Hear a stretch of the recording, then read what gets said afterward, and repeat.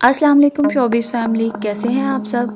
آج کی ہماری ویڈیو ہے 3 ایسے شوبیز سٹارز جن کے بنے سکینڈل اور پھر ان سے ہی شادی کی۔ کیا یہ بات سچ ہے؟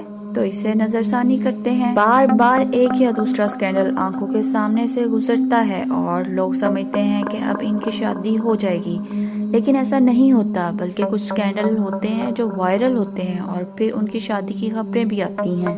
نمبر 1، آئمہ بیگ اور شہباز چکری۔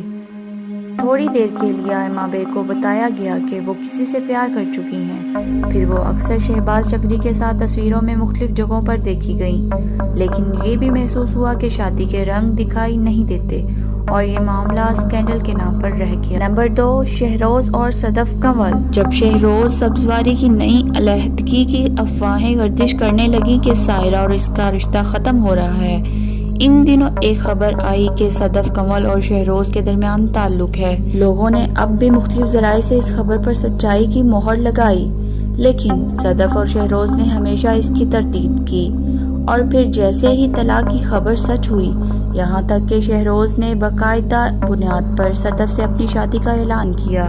نمبر 3، حنا الطاف اور آغا علی۔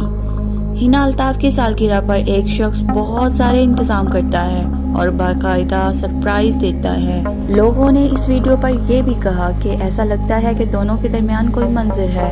یہ شخص آغا علی تھا، لیکن آغا کی سارہ خان کی زندگی سے رخصتی کے بعد ایسا نہیں لگتا تھا کہ وہ انڈسٹری میں کسی کو اپنے جیون ساتھی کے طور پر منتخب کرے گا۔ جب حنا الطاف کے ساتھ اس کا سکینڈل سامنے آیا تو کچھ دنوں بعد اس کی شادی کی تصاویر سامنے آئی، یعنی اس نے اپنے سکینڈل کو لمبی عمر نہیں دی اور شادی کا نام دیا۔ کیا آپ ٹی وی پر پاکستانی اداکار اور ماڈلز کے ڈرامے اور فوٹو شوٹ کو بھی بڑی دلچسپی سے فالو کر رہے ہیں؟ اگر ہاں تو آپ ہمیں نیچے کمنٹ سیکشن میں ضرور بتائیں۔ شکریہ۔